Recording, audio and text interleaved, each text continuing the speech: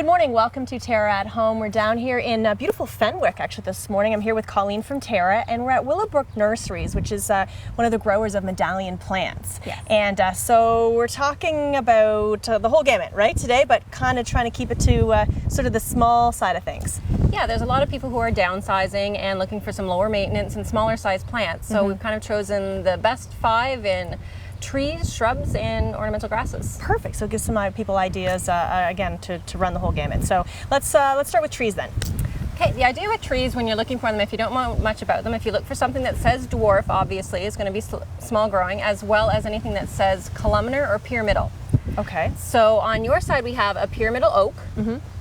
And we also have a cutleaf Japanese maple, both of which are small. The pyramidal oak obviously is a lot narrower, so it's great to go alongside houses as an accent plant, but it's not going to get too wide, and it grows quite slowly too. Oh, okay. So the one benefit of a lot of the smaller size plants is that they're lower maintenance because they grow a lot slower and they don't get very big. Yeah, and that's the great part, right? Because a lot of times you've seen, I remember moving into my house, something had been growing for a really long time without maintenance, and I actually didn't realize it was supposed to be, what it was. They actually, if you let things go, they turn into a whole other plant, right? Sometimes, yes, they do. So if you get something that's dwarf, that's not going to overgrow and go crazy on you, if you kind of let it go a little bit, you at least retain somewhat the original look of the plant. Exactly. So that's what's the nice thing about the columnar things, such as the oak. We also have a columnar hornbeam, and that's also a nice narrow, tight tree, so you get a lot of height out of it, but you don't get a lot of width. So for small yards, or if somebody doesn't want a whole lot of maintenance, it's a good idea for that. That's a good idea. Yeah, you can see how they're just growing skinny, so that's smart. Okay. And on the smaller side of things, you can also do the hydrangea standards. Anything that says standard just means that it's basically a shrub that's been grafted onto a stem, so it makes it into a small tree. Oh, that's good. Okay, I get that now. Okay, I love that. So it's just standardized. So you can get standard evergreens or standard flowering shrubs. So it's a kind of a great way to pull some accent color up. Such an amazing science to be able to do that, right? Oh, it's great. Yeah, it's very, very cool. Yeah. And then the last one that we have for the trees are the flowering dogwoods. Absolutely beautiful in the spring. They have that iconic dogwood flower, and they're just beautiful. So the one here that we have is a multi-stem, but you can also get a tree form, which is a single stem. Right. Okay, good. So that gives some great ideas for, again, the smaller, easy to maintain, but you're still getting a tree technically. Yes. Yeah. So that gives you some height, and it gives a statement in your garden. Okay. So then when you're layering things, you go to the next step down, and that becomes your shrub aspect of things. Right. So hydrangeas, again, are great shade plants, as well as a lower maintenance, not a very large plant, and they give fantastic color. So midway through the summer, they'll start flowering, and then they'll hold their flowers, and quite often the flowers will start to kind of change colors as they mature. So there are some varieties that will start off as green, go white, and then kind of go like a bronzy color as the flower dries. And that's great, right? That's really nice, again, to sort of lengthen out the season and take you through. Hydrangeas are great. And people kind of forget because they think of them when they're cut as flowers, but they're actually a bush. Yes, and they're quite stunning. They are. Okay. And accenting them looks really great. The barberry, which has a very nice plum burgundy leaf. Yeah, this is pretty. They do have a little bit of a thorn to them, so watch it when you're pruning them. But they are dwarf. This one is called Concord, so it's got that really deep burgundy leaf to it, but it stays like a nice tight little ball. Not a whole lot of pruning involved whatsoever. Okay. And next to it is actually a dwarf butterfly bush.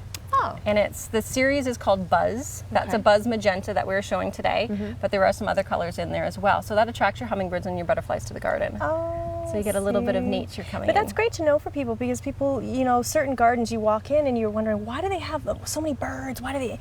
It's true. If you can create that space, and if you enjoy that, all the benefits, right? It's wonderful, yeah. From it. Okay, great. Yep. And the last two that we have here, we have an elder. This is a black lace elder, as well as this is a relatively new plant. It's called Little Devil Ninebark. Love the names. Just the names are so adorable. So this one here, it's got small leaves, small plant, small branching, so it's very tight, very compact. It doesn't get very large at all. Okay, all right, good. And so the next we move to the next level. The next level down are our dwarf grasses. Right. And this is where you can have some fun too, because all of these are like bringing little animals into your garden. Because 3 of them, we have one called Little Bunny, one called Piglet, and one called Zebra. Do you make up these names, Colleen? No, I do not make up these names. But I love it, so fun. So they're cute little tufts, and then they'll also get little fuzzy, it's what they're called, flowers. They'll get little interesting aspects to them as well. And then we also have a Japanese bloodgrass here, and a blue fescue, which is also popular. It has that blue color to it too. Okay. So then you get the textures going on as well as, because there's a lot of the ornamental grasses most people associate with are those really tall ones that are taller than you and can get a little out of control. Well, sometimes. that's true, and I think that's you know, one of those things with grasses is that, as you say, that some people don't like is that's all they associate it with is the big puffs, and they're crazy. Yes. But there are so many options, like just as you say, just that little tiny one, and you put those everywhere. Oh, they look so cute, right? Yeah, and they work really great, like in rock gardens, along ponds, or you can even do like a whole edge with them. Okay. And have a little border on your garden and they're too. controlled. So again, when we're looking at all of this, it's going back to the maintenance level of it. That's what people want, right? So not only are people having smaller properties, smaller gardens, people seem to have less and less time. Yes, right. Me included. I have no time left anymore, and I love to garden. Yeah. But whenever you can pick something that's dwarf or compact, anything like that, it just cuts your time in half because you don't have to worry about the pruning, and especially if you don't know how to prune, then you don't have to worry about it. Well, that's actually an interesting statement because a lot of people, they look at pruning and it's scary, right? Because you're afraid you're going to hack it up and it's not going to grow again. And a lot of times if you watch someone prune that knows what they're doing, you're like, oh my gosh, what are you doing to it, right? But it's really quite necessary. Yes. So I mean, there's still some maintenance with these. There's still some pruning. Yeah. But not the level that you would have on a No, like for instance, the hydrangeas, the ones that we're showing are forever and ever ones, which means that they bloom on old and new growth. So that's when you get the longevity of the flowering season out of them. Usually with mine, I leave them through the winter, so you get the dried flowered heads through the winter. That gives you the winter interest, and then in the spring, you just trim them back so that they're a little bit controlled, and then they'll start to bud out again. Okay, so that you do that, you keep them open for the winter. Yeah, so then you have 4 seasons of interest rather than just counting on the summertime. Then you have the winter interest. Same thing with the grasses. Right. They'll kind of stay as they are. They'll go like a nice dried bronze color. The plumes will stay on them, so then you have the winter interest in those ones as well. And then again, it gives you another season of interest in your garden. That's a great tip because I think a lot of people, sometimes people prune in the fall and let it go, and meanwhile you could be taking advantage of that. Yes. Okay. So basically, the big theme here is, again, you want to have some height, you want to have textures, and again, controlled. So something low to the ground as well, color, texture, and just really kind of tie it all in. That's what makes something look balanced, and again, making sure that you know how the seasons are changing with these plants as well. Yes, and just because you have a small garden doesn't mean you can't have everything in there. You just choose dwarf varieties. There you go. So some good tips here today. So again, we want to thank the folks from Willowbrook here as well in Fenwick, and again, this is where all these medallion plants grow, and of course thanks to Colleen coming all the way down here with us from TERRA, and we'll actually have more TERRA at home right after this quick break. Please stay with us.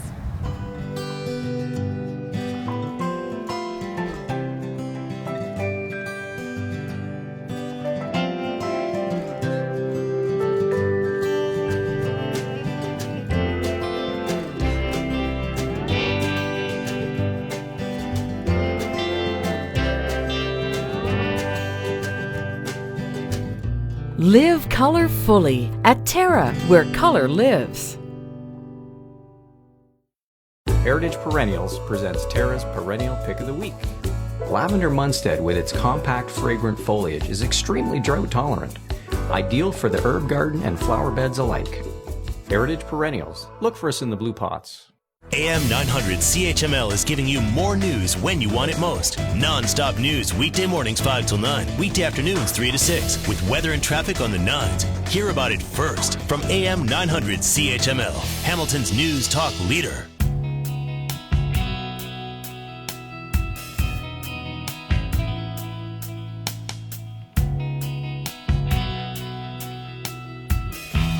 Welcome back to TERRA at Home, where you can't visit Niagara-on-the-Lake without visiting the Shaw Festival Theatre. And I have the privilege today to be joined by the artistic director of the theatre, Jackie Maxwell. Thank you so much for joining us this morning. Well, I guess letting us into your space. Yeah, so we're kind of out inside of one of the beautiful gardens here that's located in, again, a lot of people who do come to the theatre get the privilege of having a nice refreshment, after the theatre or in the middle of the theatre, and be able to walk around the gardens. So that's part of the appreciation, isn't it? Of course. Oh yeah, the whole experience of being not only just seeing the plays, of course, which is our, Why main you're here. raison d'etre, Right, yes. but the whole surroundings, of course, really does elevate the experience for sure. And it's such a sort of gorgeous place. So let's go back. I know last year you celebrated 50 years here. The theater running for 50 years. Yeah. That's a long time. That's a lot of production. That's a lot of visitors. Yeah. And what makes this place still so successful?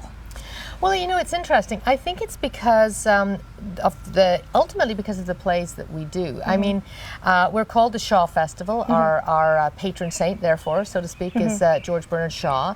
And although we only do two plays of his per year, our personality is based on the kind of provocative wit that George Bernard Shaw had. That's what I love about that, right? And so people recognize that. Again, I like that you carry that influence all these years. It's been carried through. Absolutely. And even when, originally the first mandate, as they call it, was to do plays by Shaw and his contemporaries, since I've been here, we've opened that up to include contemporary plays about the era, so that you get a kind of nice kind of mix of contemporary plays that are still dealing with that time. Because, you've always got to sort of revise and look what you're doing, keep yourself alive in the theatrical conversation. But all in all, I think it's because we do plays that really maintain relevance. Even the classics that we do still have real questions to ask and real points to make about, what we're doing today. Well, and that'll bring us to one of the productions, of course, a lot of people are very excited about this year, Ragtime. Right. So, I mean, that works perfectly with what we're discussing right now. Let's talk a little bit about that. Sure. Well, it's a very good example of our current mandate, which is to look, it's a contemporary musical. It was written in the mid-90s, in 1990s, in Toronto, of course, but made famous in the production there. And I really wanted to do this piece because I feel it has the story that it's really the story of the building of contemporary America. And the notion of all of these, of the immigrants that came, and then the black population that was just, slavery had just finished, and so all these people were pouring into Manhattan. Right. And then, of course, what was happening to the WASP, kind of the people that all of this was happening. And what it does is it tells the story in a very interesting and kind of kaleidoscopic way. And yet, in the end, they're very intimate kind of love stories. So it manages to do both, based on the original novel. And it's lovely to do it, of course, because here we are, right on the border, essentially, Absolutely. And we can tell that story, and in fact, about 40% of our audience is American. So it's interesting to tell this story to such a to a binational group, and that it all still very much pertains, right? And it's all totally all of the issues. I mean, all of the issues go. You look at Occupy Wall Street, same story. You look at the various sort of cycles of economics, same story. Racism, same story. But to have it in a musical is unusual. That's what I was just thinking. That's what's great about it, right? Again, a lot of times we're so disconnected now. Everything is so digital, and but it's so nice again to break away, especially to come to beautiful Niagara on the Lake, but to see just live theater again. Some people forgotten, wow, I can go do that. You can't forget about the arts. I mean, and really the raw form of the arts, to go and see live theater and to see and be able to feel something like that from it. Well, and it's very interesting, because I'm very happy to say Ragtime's been selling very, very well. Good. And I mean, just the other day, I mean, I directed it, but once you've directed it, your job is to sort of make yourself redundant and the actors continue on. And but I deked in, it was 100% house, and it really was an example of that kind of communicative or collective rather experience. I mean, there was over 900 people sitting together experiencing, and the waves of emotion and the waves at the end of cheering, and it was very moving, and it was a real communal experience between those on the stage and those watching, and how live that is. But isn't that's such a nice? It's an escape too, right? Sure. As you're in it, and then when it's over, everybody almost feels like they've bonded, right? There's something about that sort of kind of magical. It's always funny, I think, especially in a matinee, and with weather like this, people go into this darkened theater and they sit and they get into a world, and be it a comedy, be it a drama, a musical, whatever it is, and then you watch people, sort of staggering out into the sunlight, looking a little bit like moles, Zombies. So sort of staggering off to the nearest winery to have a drink and talk about it. But so it's nice. always an interesting kind of dichotomy, but it's a good one, I think. Absolutely. So let's also talk about His Girl Friday. Sure, yeah. Well, I'm sure it's funny, you know, I've been noticing there's been pictures in the paper recently. I think there's a TV show about newsmen coming up, and a lot of pictures of the Rosalind Russell Cary Grant movie. Right. And of course it's interesting because what this version, This Girl Friday is John Guare, a contemporary American playwright, took the original play, the front page, and kind of did a mashup, if you like, between it and the movie, which gives you all the kind of the wonderful cynical newsman in the Chicago newsroom, and then this romantic comedy that happens inside that. So it's a lovely mix, and it's very funny, and yet, you know, again, has its points to make. I mean, the notion of a city newsroom and what happens there, and political corruption, municipal, a few little things to say that might strike some sparks. Well, and that's what's interesting too, is that it's open to a wide range of people, right? You're looking at generations that can come and enjoy it, enjoy live theater, from people being in their 20s to people being in their 80s. They're going to pull something from that. And I think that is the thing too, and our job is to make those plays really accessible to all who can come, so that there's all sorts of different entry points. As you say, people can enjoy plays for different reasons, and it's up to us to not make them museum pieces, but show how alive and full of passion and fun that they can be. Now, we're sitting here in front of the main theater, but you also have smaller theaters around the area. We do. We have, this is the Festival Theatre. It's a 900-seat theatre, so it's our big motor, so to speak. But we also have 2 300-seat theatres. One's both sort of more on the main street, and one very beloved by people called the Courthouse, which is a thrust theatre. So everybody sits around. It's kind of like being in people's living room. I love that. The actors are about as close as you and I are, and it's a very different experience. Sure it would be. But people love it. And now we've got a 125 to 150 seat studio theatre as well, where we do really sort of stuff with even edgier, more contemporary theatre as well. It still, I think, has a Shavian ring to it. And isn't that great though? So it gives people the option to come and see theater in different forms and enjoy it for different reasons. So that's the idea. That's great. So we're here at Niagara on the Lake. You can come down. You have wineries, beautiful restaurants, shops, and of course, Shaw Festival Theatre and all the mini theaters. Thank you so much for joining us here today. Not at all. We wish you the best of luck this season, and we encourage everybody. It's a great art form, and definitely something that everyone can enjoy. So bring out the family. So. Okay. Nice Thank you. To see you. Bye. Nice to see you too. All right, that's it for Terra at Home. We'll be back with more.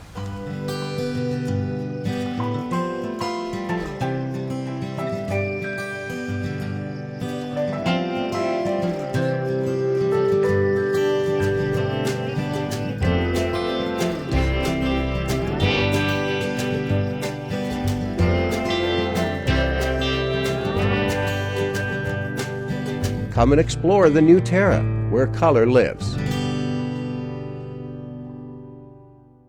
You've sat under them and built forts in them. You've swung from them and fell out of them. You've even fallen in love under them. Trees have always held a special place in our hearts and memories. A natural beauty, trees will grow with you and your family and bring color and nature into your world. For your assurance of quality, look for trees and shrubs with the Medallion plant tag. Medallion plants, locally grown, the pride of Niagara. AM 900 CHML is giving you more news when you want it most. Non-stop news weekday mornings 5 till 9, weekday afternoons 3 to 6, with weather and traffic on the 9s. Hear about it first from AM 900 CHML, Hamilton's news talk leader.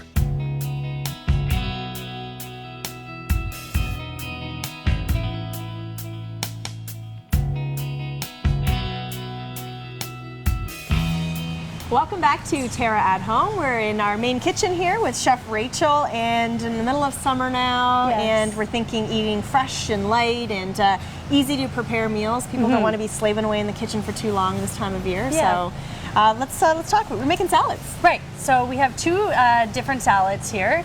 I thought because they're quite easy things to do. And a nice snack or lunch in the summertime, nice and fresh. Starting out with a watermelon salad. Once you get the melons in season, then they just taste so good, right? We're now at kind of the prime where everything's coming out, and it's just everything really tastes much richer and fuller flavor. Yes. Yeah. Yeah. So this is nice, juicy, ripe watermelon, which is beautiful. So you just want to dice that up into manageable pieces to eat with a fork. Okay. And simple salad. We're going to add some red onion. So I just julienne some red onion. So we'll sprinkle that in. And it's so funny, some people who just would not think of eating watermelon right away, red onion and watermelon, it's like, okay, that's weird for some people, right? It's hard, and if you haven't branched out and tried this combination of this salad you've made, it just seems like all kinds of crazy ingredients coming together, but it works. It does. It does. It's a pretty kind of classic salad that you see in many different places. And you're right. When I first heard of it, I kind of thought the same thing. You know. Yeah. But you're right. It works. So we'll mix that together, and we're going to add some feta cheese in there too. So that kind of brings it all together. Yeah. So again, cheese and watermelon, right? It's like okay, yeah. It's different, but it's really nice and fresh for the summertime, and yeah, something that you might not think of, but the flavors blend together really nicely. It looks nice too. It does. So just lightly toss that together. I'll pass you this if you don't mind. Oh, and this too, to just put off to the side. But it is nice, you know, we're having people over, you know, even if you're having say a barbecue night, and to have lots of options of salads. These are some great ones to have on the side as well if you want as an accompaniment. So right, yeah, you know, because it's something different. It's not something that you see all the time, which is a nice change, right? Exactly. So to this, we're going to add some fresh mint. Okay. Okay. Now you can also use basil, which I do sometimes, but in this case we'll use mint. So I have like the little tiny mini mint leaves that I can just little ones. that I can just throw in. It looks really nice. It and does. then we have some of the bigger leaves, and these I'll actually just chop up. Okay. And because the watermelon is so juicy, you don't really need a dressing to go with this. But if you'd like one, my favorite to do is just a little bit of oil and some lemon juice, just to give it a little bit of liquid. Okay. But and like in olive oil? Much. Is that what you're using? Yeah. Okay. Okay. So we'll sprinkle the mint on there. It looks great. So pretty. Oh. And then we'll mix in a little of this. So I just have a touch of lemon juice, just to moisten it up a bit, and some olive oil. And then we're going to finish this off after with some balsamic vinegar. So I'll go on to explain that to you. Okay. You can buy some really expensive balsamic vinegars from Italy, as I'm sure you know, that are expensive, but they've been aged and they're nice and thick, and they're rich and they're beautiful almost tasting. Syrupy, right? So I mean, I love that concentrated flavor that you get from reducing, right? So that's what we're going to do in this case. Just regular store-bought balsamic vinegar. Put half a cup to a cup in a pot, and just put it on a medium to high heat to simmer it. Okay. And you want to let it simmer for about 15-20 minutes. Keep an eye on it, because there's a fine line between when it's done and when it's burnt. Because it's so high in sugar, and it's really starting to become concentrated sugars at the end, it really could burn easily, like a syrup. Yes, exactly. So you just want to simmer that, and it will reduce. So we've done that step already, and as you can see, it coats the bottom of the pan, so it's nice and thick. So when we come back, we can finish this off, and we'll drizzle that on there. All right. We'll move on to our second salad. Okay. This is one of my favorites to do. So we're going to make a stacked heirloom tomato salad. Okay. Yummy. So, and again, time of year, good tomatoes. Tomatoes are so awesome. You can almost eat them like apples when they're in season, right? Yeah. So now we're dealing with the good stuff. Yeah, they're one of my favorite. I'll never forget when I was a little anecdote for you. When I was in elementary school, I was in grade 6 actually, and one of the kids in my class used to come to school with a big red tomato, and he would put some salt and pepper on it and eat it like an apple. Too, that did that, yeah. And I never did that back then. I don't now, though it's I do love tomatoes. It's how you're raised, though, right? It's how you're probably as mom and dad are doing that at home too, right? I mean, that's just how you. My mom and I did that with grapefruits. We used to take grapefruits and just peel them and eat them. Eat them whole. Yeah, crazy. Okay. All right. So I like the different color variety, right? It really makes the dish look a lot nicer. And for this dish, we're going to use basil. Yeah, perfect. So I've got some basil leaves. So what I'm actually going to do is just, start the plate with some basil. Okay. Just for fun. You could also do the same thing with fresh greens. And then basically, I call this a stacked tomato salad. So we're just going to layer and stack the tomatoes. We've got feta cheese again. So using the same feta that you put in the watermelon salad. So again, a lot of times, you know, you've seen this where you could do this one by using like a buffalo mozzarella or Yes. something like that, right? And make it almost like a caprese, but by using feta, again, just a twist on that, right? Changing up the herbs, you can just take the same salad concept and Exactly. different flavors. Exactly. And it So we'll looks- just go. this is really such a nice way of presenting too, if you're having people over. And it looks like so fancy, like you had you in the kitchen or something. Yes. Yeah, it's So- a really, really easy thing to do. Every once in a while, we'll just drizzle a little bit of olive oil on it. Okay. And again, we'll finish it off with the reduced balsamic, which is a nice finishing touch. So Yeah. just This is great. continue on layering. So I like to. And again, using the multiples of the multiple colors of tomatoes makes really, I mean, it makes it extra pretty. I mean, obviously you can just use red tomatoes, but this looks really, really cool. Yeah. I love it. So beautiful. Yeah, so we'll just And again, continue it's on. easy. Yeah, and like you Okay. said, you can use you know, any variation of cheese. Yeah. I'm a fan of any kind of cheese. Yeah, goat goat cheese would be might good work too. well too. But the classic with the tomatoes and the basil is the buffalo mozzarella, which is exactly. good. So we'll continue on with Now, this. how and- are you going to go with this? So it doesn't fall over, I guess, just before that part. Yeah, as high as Yeah, it'll let me. Maybe I love one it. or maybe one or two more. All right, so what we'll do is we're going to go to break. We're going to come back. We'll finish this off, and we'll introduce the balsamic to both of these salads. We'll be right back.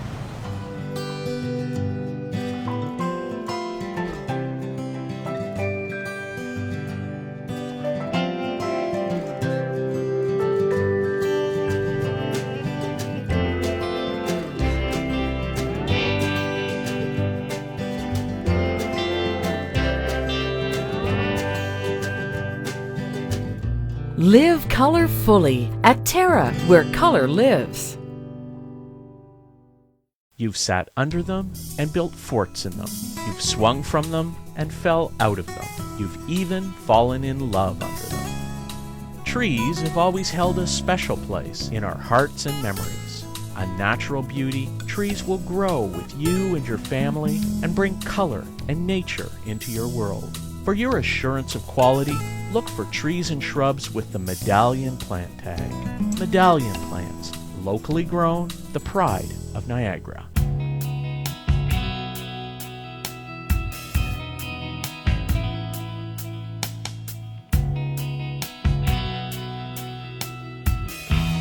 Welcome back to TERRA at Home, and we just prepared two beautiful salads for summer. Again, we'll just kind of recap for people. Again, using watermelon, fresh, beautiful summer watermelon, but also adding, again, the savories, herbs, and kind of cool. Yeah, some mint we have in there. Like I said, basil is also a nice addition. Some red onion, chopped up feta cheese, and drizzle a little bit of olive oil. I like some lemon juice, so I put some of that in there too. You can season it with salt and pepper if you like. I was wondering about the salt and pepper side of things. Yeah. So you could if you wanted. You could if you want. Okay. I prefer not to in this case with these flavors, but definitely an option. Okay. And then for our stacked tomato, so we got 5 layers here, and in between. She's going daring. See how high we could go. In between, again, some feta, some basil this time, salt and pepper, a little bit of oil on each layer. Okay. And again, you want to make sure you're seasoning in between each, because tomatoes need that, right? They need that salt to bring out the flavor. Yes. So that's definitely key. And and again, this is presentation factor. It's an A+, right? Because it just looks beautiful. So yeah, I agree. Yeah. That's very appealing to me. I think, and delicious. One of my favorite snacks to eat too. Yeah, me too. Okay, so now you've reduced the balsamic. Right. So again, this didn't take long. I had about half a cup in here, and like I said, about 15 minutes or so. And it's so thick, you can see it's, it's coating the bottom of the pan. So it reduced to just that much. Yeah. It's not a lot at all. That's the one part of it, right? Yeah. So, which is why it's expensive to buy if it's done for you. Right. Yeah. Exactly. So what we'll do here is we'll just take a Drizzle spoonful it. and we'll just drizzle it. Okay. So So we're as you're doing that, I'll just remind people, of course, you can get all of Chef Rachel's recipes on our website, terragreenhouses.com. And of course, you can join us every Saturday morning, bright and early at 5:30. And you can create all these recipes for yourself. And you can join us. And we always have something new and fun that you put together. And look how beautiful that is. This is great. Thank you. Bon appetit, everybody. Have yourself a great, great weekend. That's it for now from TERRA at Home.